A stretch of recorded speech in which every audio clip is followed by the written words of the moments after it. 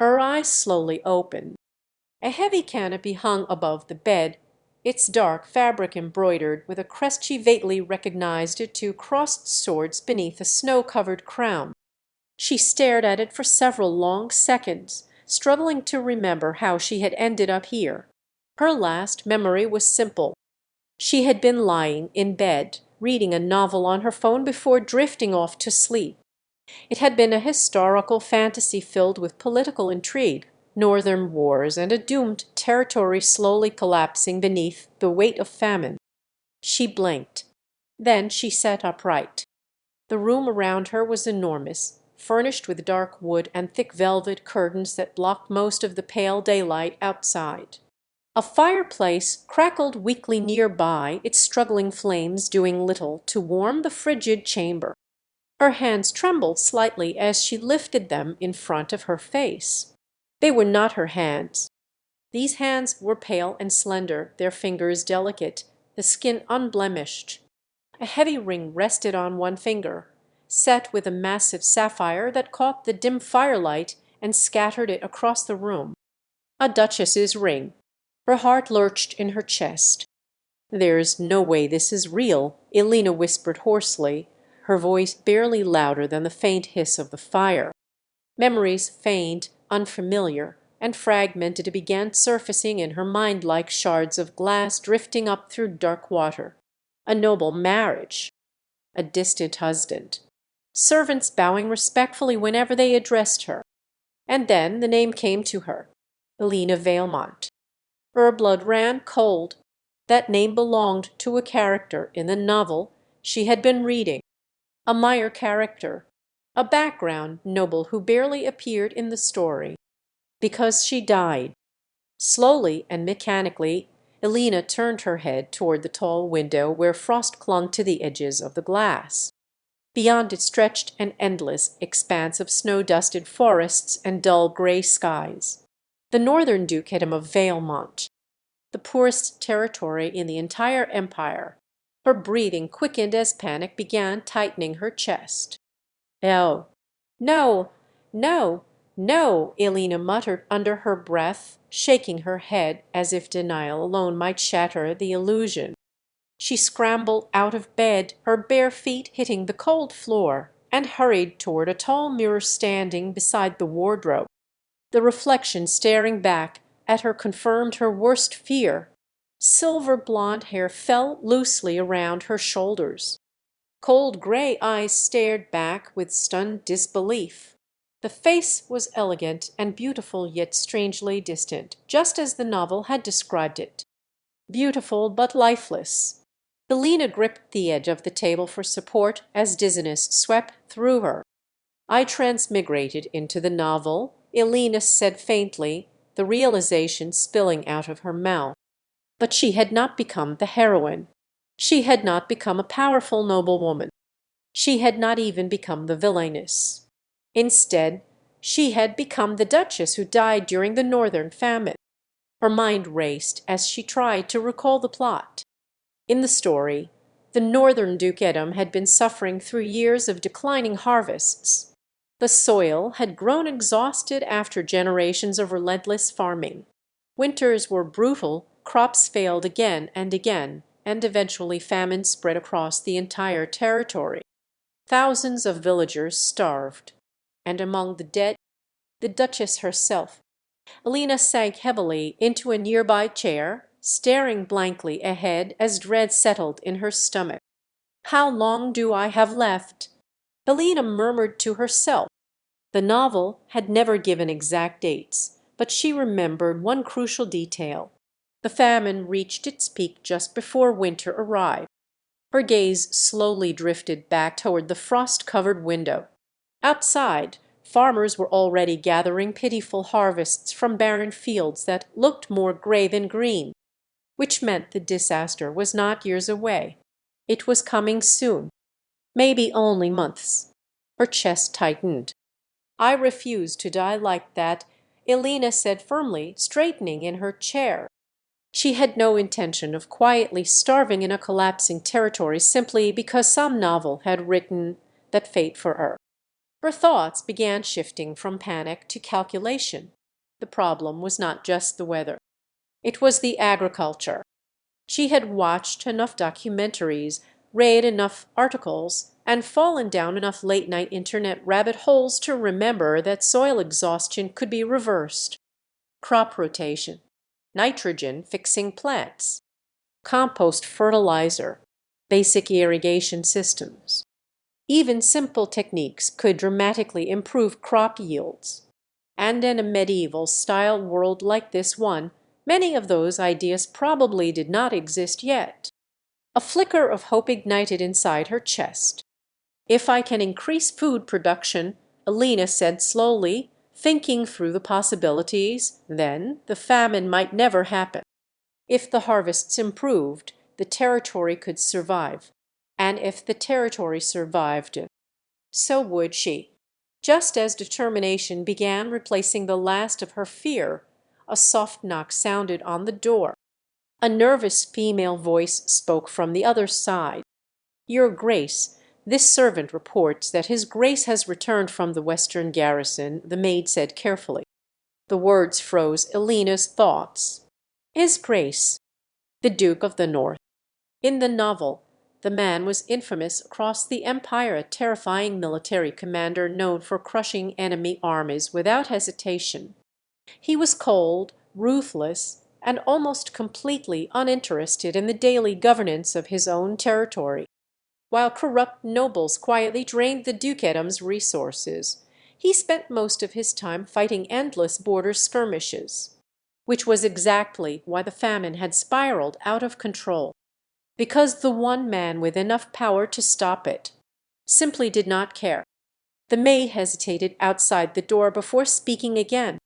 "Would your Grace like to greet the Duke?" the maid asked cautiously. Elena slowly rose to her feet. If she wanted to change the future of this land, if she wanted to survive, there was only one person whose authority truly mattered: the Duke. And according to the story, he barely even acknowledged that his wife existed. Elena's first attempt failed almost immediately. She stood across from the Duke's heavy oak desk, her posture straight and composed, her hands calmly folded as she explained the ideas she had spent the entire night preparing. "The soil in the northern territories has become exhausted," Elena said carefully, choosing her words with deliberate precision. "If we rotate crops and introduce legumes such as beans or peas, they will restore nitrogen to the ground. Within a year—" "Enough," the Duke said. He did not raise his voice, yet the single word sliced through the room like steel. For the first time since she had begun speaking, he looked up from the documents spread across his desk. His eyes were cold, sharp, and utterly unimpressed. "Where did you hear such nonsense?" the Duke asked flatly. Elena forced herself to remain calm, resisting the urge to clench her fists. "These are not theories," Elena replied steadily. "They are proven agricultural methods." The Duke's expression did not change. "I am not interested in farming lectures from someone who has never stepped into a field," the Duke said. The dismissal was brutal. He leaned back in his chair, studying her with a calm yet unmistakably skeptical gaze. He was tall even while seated, with broad shoulders that strained the fabric of his dark uniform. His black hair was tied loosely behind his neck, and a faint scar traced the edge of his jaw, giving him the look of a man far more familiar with battlefields than council chambers. This was the Duke of the North, the most feared military commander in the empire, and possibly the worst person in existence to persuade through polite logic. "Return to your chambers," the Duke said flatly. "Leave governance to those who understand it." The conversation was over. Elena walked back through the long stone corridors of the mansion, frustration simmering quietly in her chest. Logic had not worked. Fact had not worked. To him, she was nothing more than a sheltered noblewoman repeating strange ideas she did not understand. Without his authority, no one in the dukedom would follow her instructions. which meant the famine would unfold exactly as the novel had predicted, and she would die along with everyone else. Elena sat on the edge of her bed and began thinking carefully. The Duke ignored ministers. He avoided politics whenever possible. He distrusted most nobles. But there was one relationship he could not completely ignore: his wife. A slow, mischievous smile spread across Elena's face. "If logic will not work," Elena murmured to herself as she rose from the bed, "then I will simply try something else." The next morning the Duke sat alone at the long dining table, reviewing military reports while eating breakfast. Servants moved quietly through the room, careful not to disturb him. Then a chair slid across the polished floor beside him. The Duke looked up. Elena had taken the seat directly beside him. Not across the table, not at the opposite end. Right beside him, close enough that their elbows nearly touched. His brow furrowed immediately. "You normally eat in your chambers," the Duke said. "I changed my mind today," Elena replied casually. Her appearance was noticeably different from the modest gowns she had worn before. The fabric of her dress was softer, and the neckline dipped slightly lower than usual. When she leaned forward to pour tea, the movement subtly emphasized the curve of her chest. The Duke noticed. His eyes flickered for the briefest moment before returning to her face. Elena pretended not to see the reaction. She crossed one leg slowly over the other beneath the table and settled comfortably into the chair as if she belonged there. "I felt lonely this morning," Elena added lightly. The Duke stared at her with open suspicion. This was not the quiet and distant woman he remembered marrying. Elena calmly buttered a piece of bread. Then she leaned her chin into her hand and turned toward him. "You command thousands of soldiers, correct?" Elena asked. "Yes," the Duke replied. "And supply lines are important for an army," Elena continued. "Obviously," the Duke said. Elena leaned slightly closer as she spoke, her voice thoughtful and calm. "But then why ignore the farmland that feeds those soldiers?"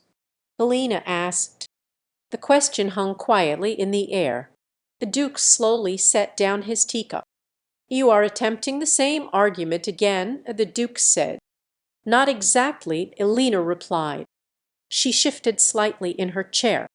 The movement caused the fabric of her dress to tighten along her waist and hips, outlining her figure in a way that was difficult to ignore from his position beside her. Her eyes met his calmly.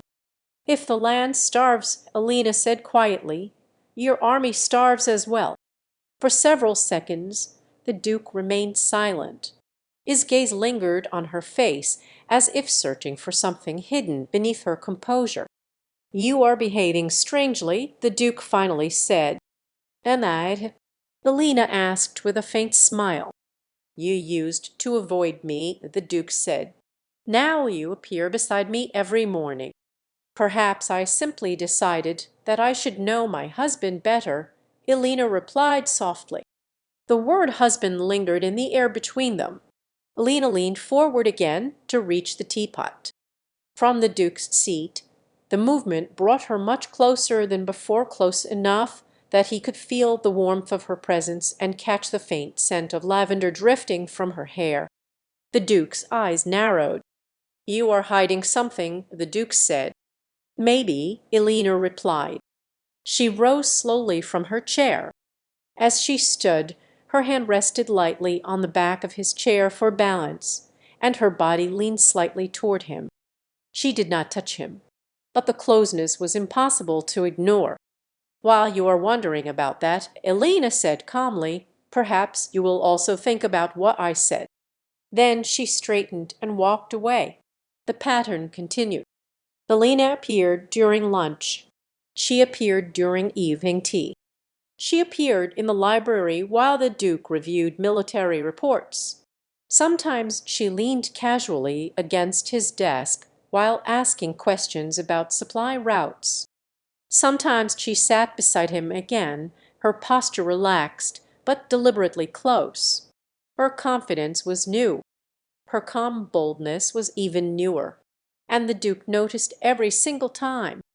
Several days later, when Elena entered his study without knocking once again, the Duke exhaled slowly and closed his eyes for a brief moment. "You are not going to stop, are you?" the Duke asked. Elena smiled. "Not until you listen," Elena replied. A long silence followed. Then the Duke finally closed the document in his hands. "If your ideas are truly as revolutionary as you claim," the Duke said slowly, "then prove it." Elena's eyes brightened instantly. "There is an abandoned field near the southern village," the Duke continued. "The soil there is worthless. No one farms it any more." He leaned back in his chair. "You may conduct your experiments there," the Duke said. His gaze sharpened. "But if you fail," the Duke continued, his voice hardening slightly, "you will stop interfering in matters of governance." Elena's smile widened. Because that small, abandoned field was about to change the fate of the entire Dukedom. The abandoned field looked far worse than Elena had expected. A cold wind swept across the cracked soil as she stood at the edge of the land, her boots sinking slightly into the dry ground. The earth was pale, almost gray, stripped of nutrients after years of relentless overfarming. It was easy to understand why the farmers had abandoned it. Behind her, several villagers stood watching cautiously. Their expressions carried a mixture of curiosity and quiet doubt. One of the older farmers scratched his beard as he studied the barren land. "Your Grace, this land hasn't grown anything useful in years," the farmer said carefully. Elena crouched and picked up a handful of soil. The dirt crumbled between her fingers like dry dust. The land was completely exhausted. But it was not beyond saving. She rose slowly and brushed the dirt from her gloves. "That is exactly why we will use it," Elena said calmly. The farmers exchanged uncertain glances. "If the method works here," Elena continued, gesturing toward the lifeless ground, "then it will work anywhere in the Dukedom." The men still looked unconvinced, but none of them dared openly question a duchess. Elena turned toward the empty field and clapped her hands lightly.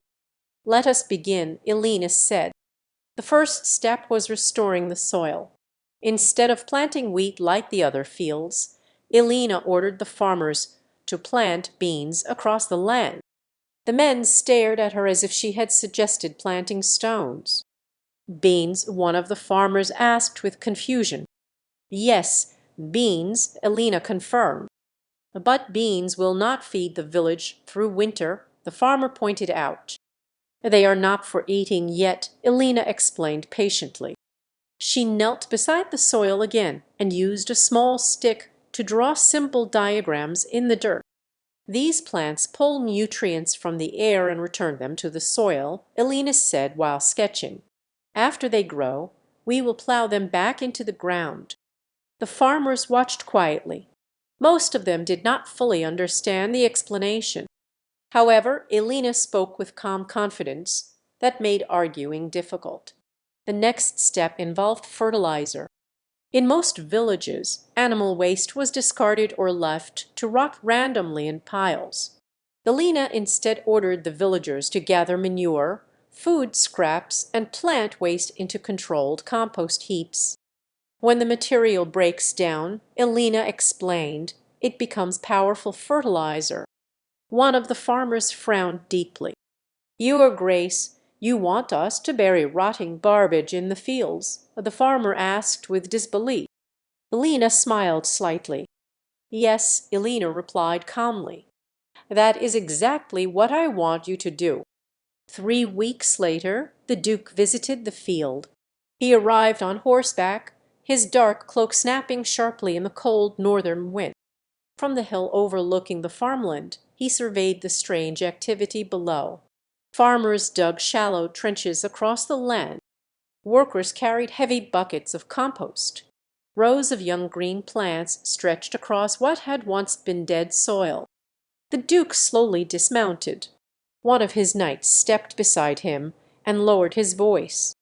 "Your Grace, the Duchess has been coming here almost every day," the knight reported quietly. "I am aware of that," the Duke replied.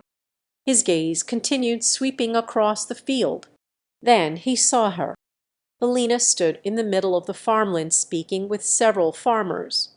Her sleeves were rolled up slightly, her boots were muddy, and loose strands of silver hair had escaped her usual noble hairstyle. She looked nothing like a distant aristocrat. She looked like someone working. The Duke watched silently. This was not the behavior of a noblewoman pretending to involve herself in politics. This was genuine effort. Weeks passed. The beans spread rapidly across the field, covering the once dead soil with thick green life. Then Elena gave the next order. The entire crop was plowed back into the earth. The farmers reacted with open shock. "We spent weeks growing this crop, Your Grace," one farmer protested anxiously. "And now it becomes fertilizer," Elena replied calmly. Soon afterward, wheat was planted across the restored field. Then everyone waited. The harvest arrived late in the season. Farmers gathered early in the morning, their expressions tense as they began cutting the wheat. At first there was silence. Then a shout suddenly broke across the field. "Look at this harvest!" a farmer shouted in astonishment. One of the men lifted a thick bundle of wheat stalks into the air. The grains were full. "Healthy, Eve." More shouts followed. Across the entire field, the wheat stood dense and golden beneath the pale sunlight. The abandoned land that once produced almost nothing was now yielding several times the normal harvest. The villagers stared in disbelief. One farmer slowly shook his head. "This must be a miracle," the farmer murmured. Elena released a quiet breath. It was not a miracle. It was simply basic agricultural science. But in this world it might as well have been magic. News of the harvest spread quickly across the Dukedom. Within only a few days, detailed reports reached the castle. The Duke read those reports in silence. Then he read them again and again. Finally, he lifted his gaze toward the window and looked out across the distant southern villages. For the first time, a thought crossed his mind that he had never seriously considered before. Perhaps his strange and persistent wife was capable of saving the entire territory. However, their success had not gone unnoticed. Far away, inside the grand mansions of the northern nobles, uneasy whispers had already begun to spread. The miracle harvest should have been a cause for celebration. Instead, it created enemies. Inside the grand hall of a northern noble estate, several lords sat around a long table while reports were spread across the polished surface. Candlelight flickered against the tall stone walls as the men studied the documents with dark expressions. A miracle field, producing triple the yield of normal farmland, one noble muttered with obvious irritation. Another lord leaned back in his chair and tapped the parchment with a gloved finger. "The peasants are already talking about expanding the Duchess's methods next season," the second noble said. The men exchanged uneasy looks. For years, the slow famine had quietly strengthened their influence over the territory. Starving villagers were desperate. Desperate people worked for almost nothing. Desperate people did not question taxes. And desperate people certainly did not rebel. But if the Duchess successfully improved agriculture across the entire dukedom, everything would change. One of the nobles leaned forward, resting his elbows on the table. "This situation cannot continue," the noble said firmly. Another man nodded slowly in agreement. "The Duke has ignored governance for years," the second noble replied. "But if that woman gains his attention, our comfortable arrangement will collapse." Silence filled the chamber as the men considered the consequences. Then one of the nobles finally spoke again, his voice low and deliberate. "We destroy her progress," the noble said quietly. The sabotage began subtly. One morning Elena arrived at the experimental field and immediately noticed that something was wrong. The irrigation trenches had been smashed apart. Wooden supports that guided the water flow had been ripped loose during the night. Water that should have traveled neatly across the farmland had instead flooded several sections of soil. A group of farmers stood nearby, staring helplessly at the damage. "This was not an accident, Your Grace," one farmer muttered grimly. Elena crouched beside the broken channels and examined the damage carefully. The destruction was deliberate. "Can we repair it?" Elena asked. The farmers exchanged glances before nodding. "It will take time to rebuild everything," another farmer replied. "Then we rebuild it," Elena said firmly. And so they did. However, the attacks did not stop. Tools began disappearing from storage sheds. Seed supplies went missing overnight. Some of the farmers received quiet threats after dark. "Stop working with the Duchess," one frightened villager later reported. "They told me my family would regret it if I continued helping her." Fear slowly spread through the nearby villages. Not long after, rumors began circulating through surrounding towns. The Duchess was practicing forbidden magic. No normal farming method could revive dead land so quickly. She must be using witchcraft. The whispers spread through marketplaces, taverns, and village streets. Rumors travel faster than truth ever could. Eventually, reports of the unrest reached the castle. The Duke stood inside his study reading the documents with a cold, unreadable expression. One of his advisers shifted nervously while explaining the situation. "Your Grace, several farmers are refusing to cooperate with the Duchess," the adviser said carefully. "Some villagers are claiming that the Duchess is using dark magic." The Duke closed the report slowly. "She has been interfering heavily in agricultural policy," the Duke said calmly.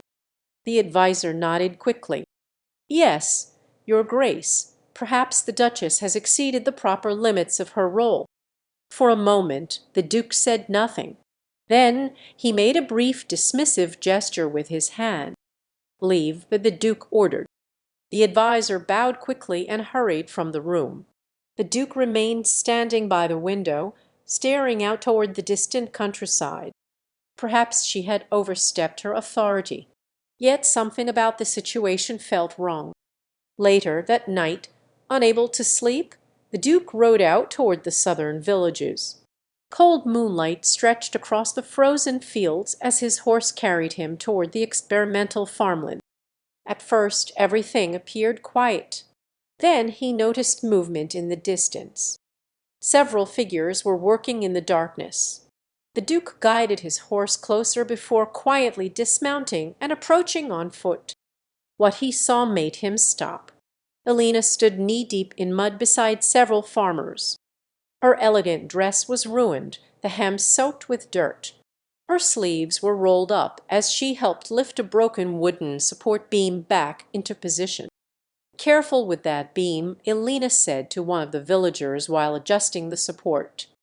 "If the channel slopes too steeply, the water will flood the crops again." A farmer shook his head with disbelief as he watched her work.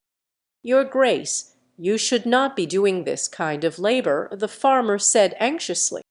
"If the irrigation fails, everyone loses the harvest," Elena replied, slightly out of breath. She pushed damp strands of silver hair away from her face and grabbed another tool. Hidden in the shadows, the Duke watched silently. This was not the behavior of a noblewoman seeking influence. This was not someone playing political games. This was someone desperately trying to save lives. Her hands were covered in mud. Her shoulders trembled slightly with exhaustion. Yet she continued working without hesitation. For the first time, something shifted quietly in the Duke's chest. A realization. He had misjudged her completely. The following morning, the Duke summoned the Dukedom's council. Nobles and officials gathered inside the council chamber, whispering nervously to one another. When the Duke entered the room, the murmuring stopped immediately. He looked across the gathered lords with a cold and unreadable expression. "I have heard the rumours about my wife," the Duke said calmly. Several nobles straightened uneasily. "The Duchess," the Duke continued, "has my full authority in all agricultural matters across the Northern Dukedom." Shock spread through the chamber. "And anyone interfering with her work," the Duke added quietly, "will answer to me." The nobles froze. Every one in the empire knew one simple truth. You did not challenge the Duke of the North. However, the Duke's declaration carried consequences. The conflict was no longer hidden sabotage carried out in the shadows. Now it had become open defiance, and the nobles of the North had no intention of surrendering their power without a fight. With the Duke's public support, Elena's plans spread across the Northern Dukedom. Farmers who had once doubted her began traveling from village to village to learn the new methods. Fields that had been barren for years were carefully replanted using crop rotation and enriched soil. Beans restored nutrients to exhausted land. Compost strengthened the earth. Irrigation channels carried water across dry farmland. Slowly, the territory began to change. Where pale and struggling crops had once dotted the countryside, healthy green fields now stretched across the landscape. For the first time in years, the villagers felt something unfamiliar. Hope. However, hope in the north was fragile, and winter always arrived early. The first frost came weeks sooner than anyone expected. One morning the fields glittered beneath thin sheets of ice. Farmers gathered in alarm, their breath visible in the freezing air as they examined the crops. The wheat was still growing. If the temperature dropped any further, the young plants would freeze completely. A ruined harvest would mean famine after all. Word spread quickly through the territory. At the castle, the Duke listened as messengers delivered their reports. "The frost is spreading across the eastern villages. Your Grace," one soldier reported. Another messenger spoke grimly. "If the temperature falls again tonight, the crops may not survive." The room fell silent. Months of work and fragile progress could vanish in a single cold night. Across the chamber Elena stood quietly as she considered the problem. Then she finally spoke. "There may be a way to protect the crops," Elena said. All eyes turned toward her. By afternoon, the villages were buzzing with activity. Elena stood in the center of the largest field explaining the plan to dozens of farmers gathered around her. "We must insulate the crops," Elena explained while drawing quick sketches in the dirt with a stick. "A straw traps warmth rising from the ground. If we cover the plants properly, it can protect them from freezing temperatures." One farmer frowned with concern. "Your Grace, straw alone will not stop a northern frost," the farmer said. "You are correct," Elena replied. "Straw alone will not be enough."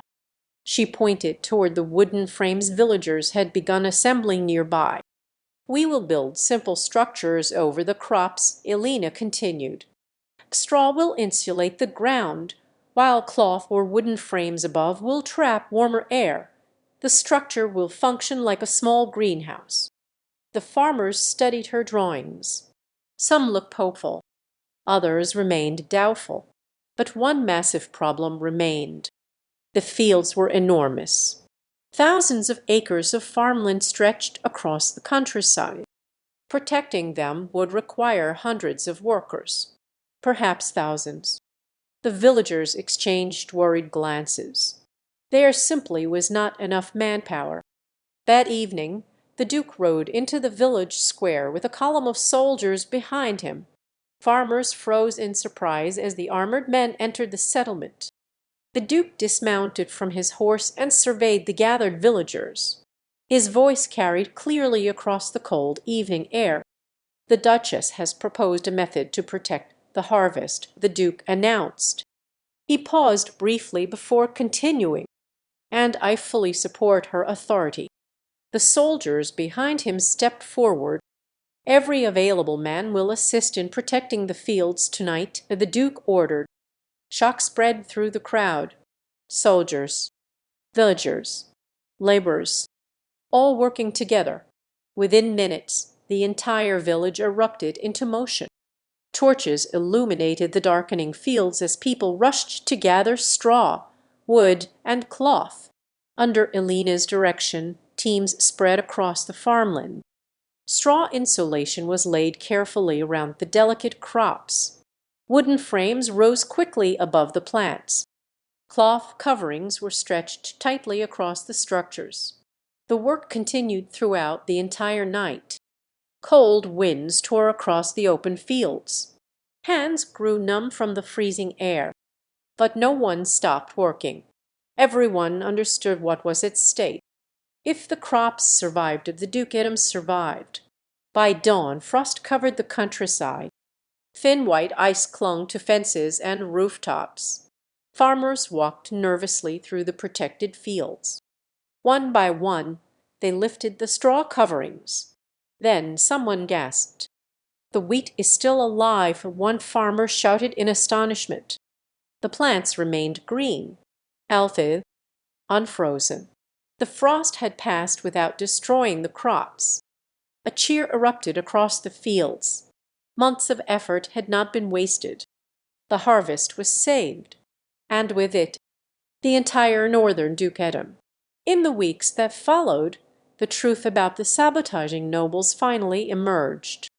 Threatened farmers began speaking openly. Destroyed irrigation systems were investigated. Evidence spread quickly through the territory. The Duke dealt with the corrupt nobles swiftly and without mercy. Positions were stripped. Estates were confiscated. Those responsible for sabotage were removed from power entirely. For the first time in many years, the Northern Dukedom began moving toward real stability. One evening, as golden fields swayed gently beneath the cold wind, the Duke stood beside Elena overlooking the farmland. For a long moment he said nothing. Then he spoke quietly. "You saved this territory," the Duke said. Elena smiled faintly. "It was not only my effort," Elena replied. "Many people worked to make this possible." The Duke shook his head slightly. "I ignored governance for years," the Duke admitted. His gaze moved slowly across the thriving fields. "And yet the one person I overlooked saved everything." Silence lingered between them. Then the Duke turned toward her. "Tell me honestly," the Duke said calmly. "Why did you work so hard to make me listen?" Elena looked out across the land for a moment before answering. "Because if the Dukedom collapsed," Elena said lightly as she glanced back at him, "the story would end with both of us dead." The wind moved gently across the golden fields as the last wagons of grain rolled toward the villages. The famine that once threatened the Northern Dukedom had vanished, replaced by overflowing storage houses and relieved laughter. Elena folded her arms as she watched farmers celebrating in the distance. "For the first time in years, no one here will go hungry this winter," Elena said softly. Beside her, the Duke remained silent for a long moment. Then he cleared his throat. "The Dukedom's harvest has been successful," the Duke said. Elena glanced at him with a small smile. "That is certainly one way to describe it," Elena replied. The Duke shifted slightly, as if searching for the correct words. For a man who commanded armies without hesitation, speaking now seemed unexpectedly difficult. "The land has been cultivated," the Duke continued awkwardly. "The crops have grown, and now they have been harvested." Elena slowly turned toward him, sensing something unusual in his tone. "Yes," Elena said calmly. "That is generally how farming works." The Duke looked across the fields again, clearly trying to maintain a dignified expression. "Which means," the Duke said slowly, It is now time to address other neglected matters."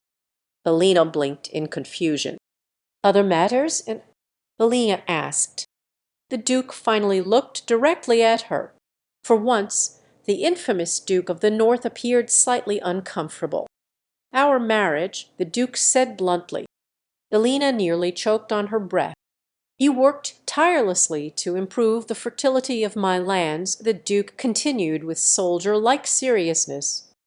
"It would be inefficient to ignore the fertility of my household." A long stunned silence followed. Elena stared at him in disbelief. "Did you just compare our marriage to crop production?" Elena asked. The Duke frowned slightly as he considered the question. "Yes," the Duke admitted after a moment. "That may be the most awkward proposal I have ever heard," Elena replied. The Duke crossed his arms defensively. "That was not a proposal," the Duke said firmly. "It was a logical conclusion."